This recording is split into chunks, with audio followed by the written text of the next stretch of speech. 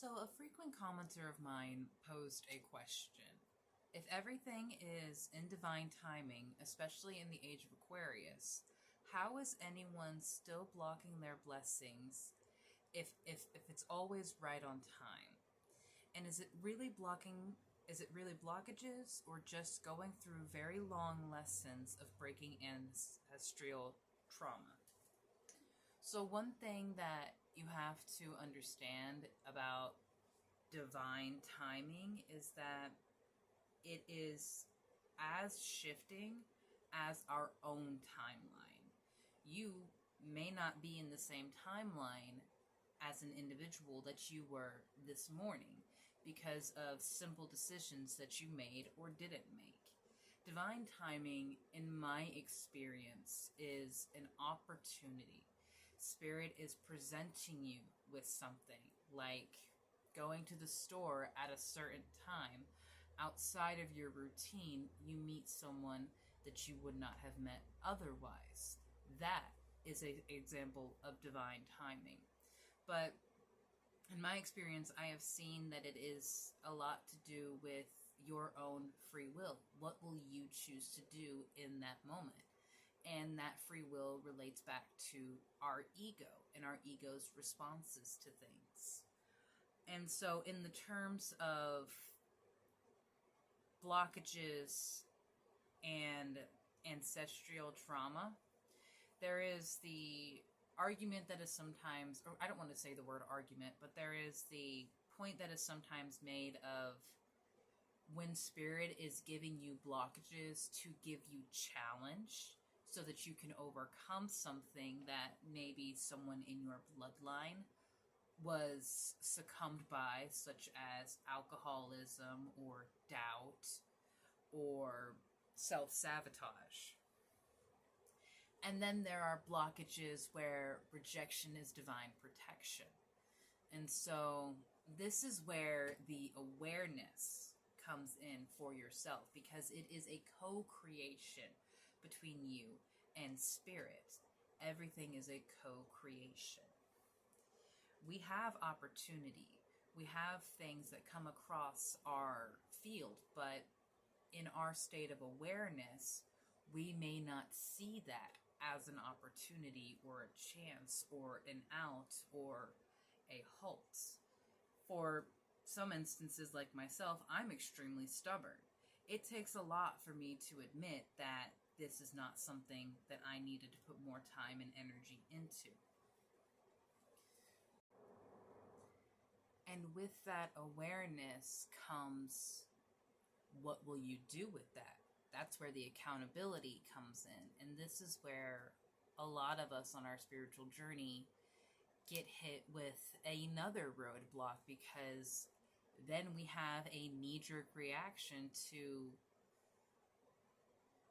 put a direction on why that challenge or blockage was there. And this is usually where a cycle of self-shame would start, and you blame yourself for what you did or didn't do, or you will blame someone else. And neither of those are really helpful or what you want in the situation. I have been trying to hold space.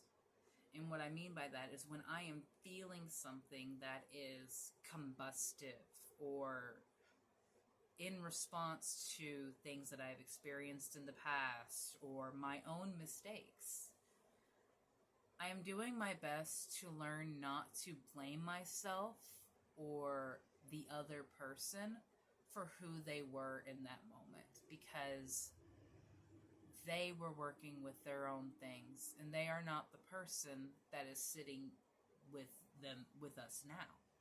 So, for example, if this is related to childhood trauma, and as you grow up and you see that something negative or you don't like about yourself was related to something about how your parents raised you, it's either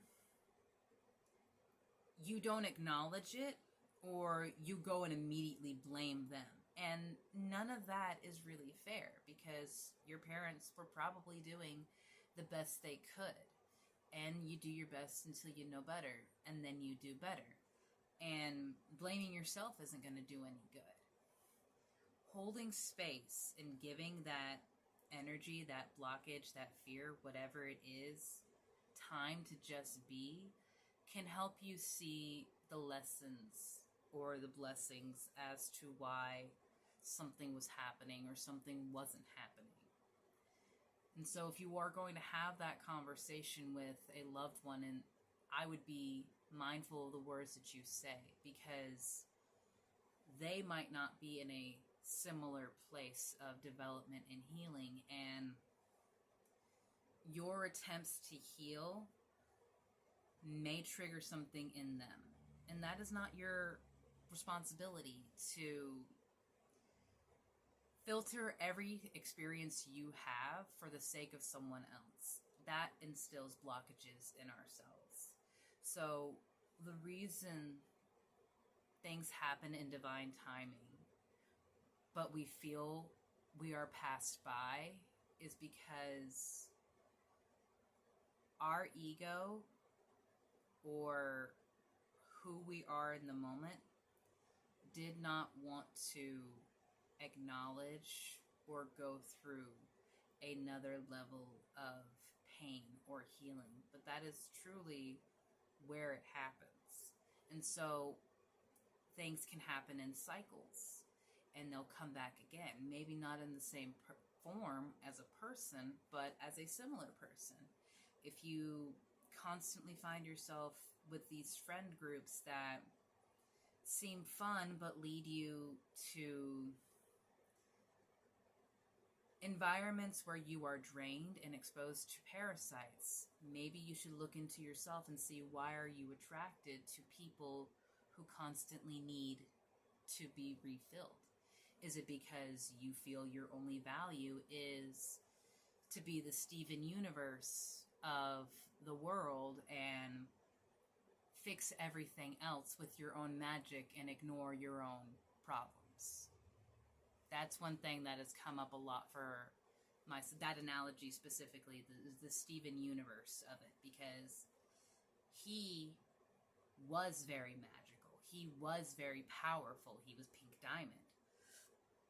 But he felt like it was his job to fix everything else because of the decisions his mother made, because of the impact that his mother made. I mean, she's the one that started the entire Crystal Rebellion. All the gems that were shattered because of her. That's a shame he had to carry and he didn't want to look at. And it created a monster out of him. And so that was one of the greatest lessons of Steven Universe, is we have to have grace with ourselves, because we are always a work in progress. And yes, there are astrological events and things that happen that can expedite, amplify, or assist us on our journey. But ultimately, the depths of healing and the work that we do is up to us. I hope that helps.